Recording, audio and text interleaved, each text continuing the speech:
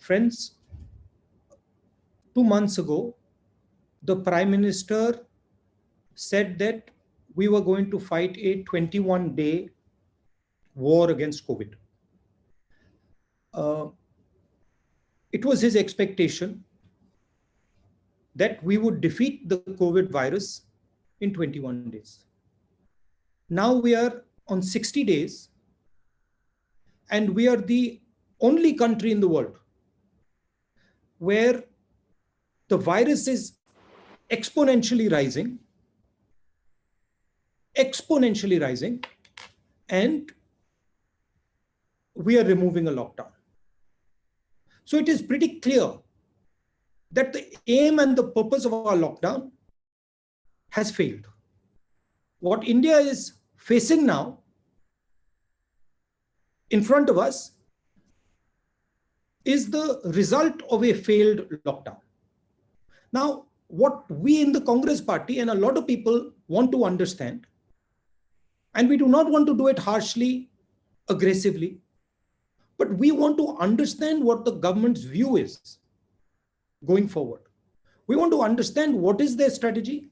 It is pretty clear that 4 stages of lockdown have not produced the result that the Prime Minister expected.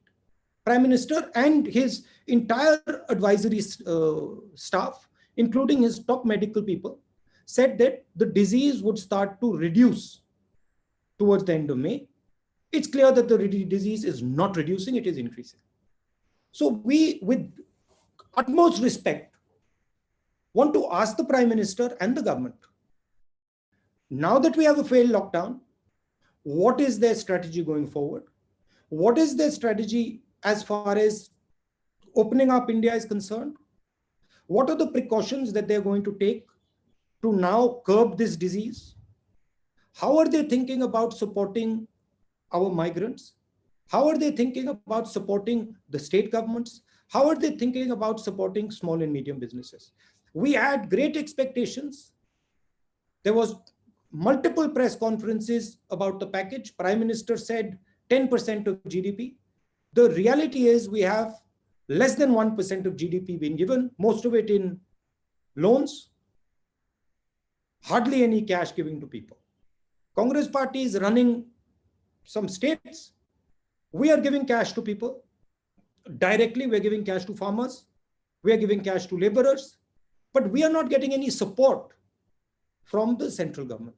And it is becoming extremely difficult for our states to function without adequate support from the central government. My question is, you have said that the lockdown has failed, and you have raised the migrants issue a lot.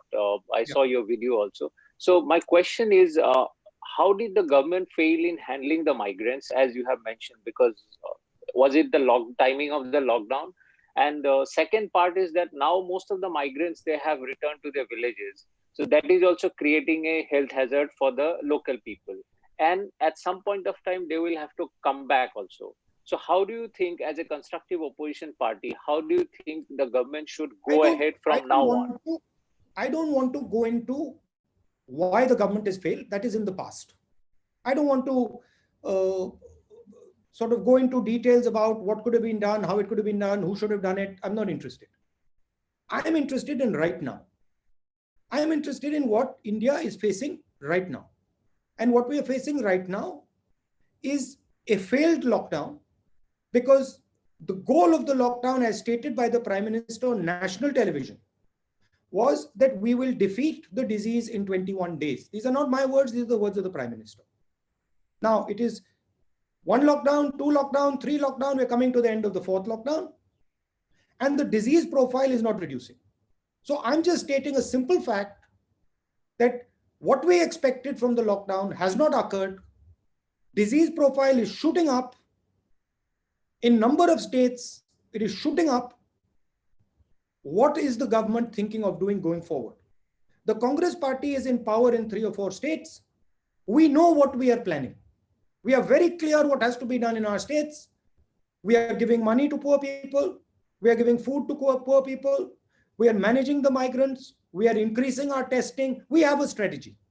But states cannot function in a strategy without the national government. States are hamstrung if the national government is not behind states. So I have spoken to our chief ministers who have asked me to mention this. They have said that they are fighting a lonely battle and they are confident. They understand what has to be done. But what is the central government planning to do? That's the main question here. And that's again, we of course have a view. We put that view down. We said that injection of money is required. Aggressive movement on that front is required, but we were disappointed. But once again, I want to state, I do not want to get into the past that this is what the government did wrong, that's what they did wrong. No, I am interested in how we have to ask the next question. Swati, please come in. I don't think that's a binary question. I don't think it is either health or economics. I think we are smart enough, intelligent enough to work a path through that will create a successful compromise between health and economics. So I don't see this as a on-off switch where you either solve the health problem or you solve the economics problem. I think there is a lot of nuance to that. However, India has been facing a very serious unemployment problem, and this is not new. This has been going on. You've heard of Make in India, you've heard of some of those initiatives, and they have not given the result that one expected for whatever reason. However, now there is a new element to this unemployment, which is that we were already struggling, and now suddenly we've hit this corona problem, which has multiplied this unemployment problem. As you can see, businesses were shut down. And I'm sorry to say this as a national leader, but many small and medium businesses are going to go bankrupt. The people who work for those businesses are going to become unemployed.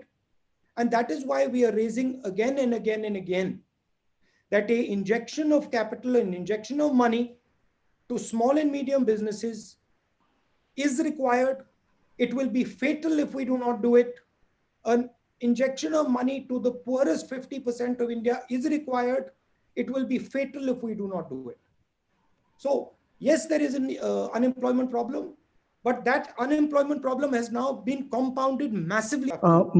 My question to you is that how has the government delivered on ground at the time of the lifting of lockdown, especially in context of the depressed people, poor people, daily wage workers?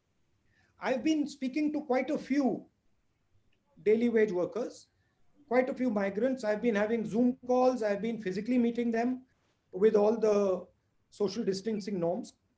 And they have a sense of hopelessness. They have a sense that they have been left alone. Many of them have said to me, "Bharosa hamara toot gaya. Bharosa hamara toot gaya." I don't like hearing those words. I don't like hearing an Indian person saying those words. I don't care who he is. I don't like those words. I don't want a single Indian person to say those words, whether he's rich, poor, male, female, Hindu, Muslim, Sikh. I don't like those words. And they're saying those words more and more. कह रहे हैं कि भरोसा टूट गया. भरोसा किसी का नहीं टूटना चाहिए. क्या किया सरकार ने, किस प्रकार से किया, मैं फिर से दोहरा रहा हूं. बात हो गई, खत्म हो गई. मगर अभी भी हम एक्शन ले सकते हैं. अभी भी सरकार मजदूरों की मदद कर सकती है. अभी भी सरकार 7,500 रुपए महीने का दे सकती है और देना चाहिए. I think it's unfortunate. I think people are first Indian and then they belong to their states. And the decision on whether somebody goes to work from Uttar Pradesh to the rest of the country is not the chief ministers. It is the people of India and the people of Uttar Pradesh.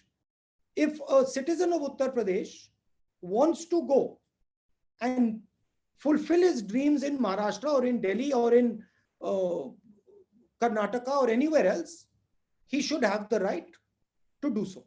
It is very unfortunate that the Chief Minister of Uttar Pradesh views India in such a way. These people are not his personal property. They are not the personal property of Uttar Pradesh. These people are Indian citizens and they have the right to decide what they want to do and they have the right to live the life they want to live. It is our job.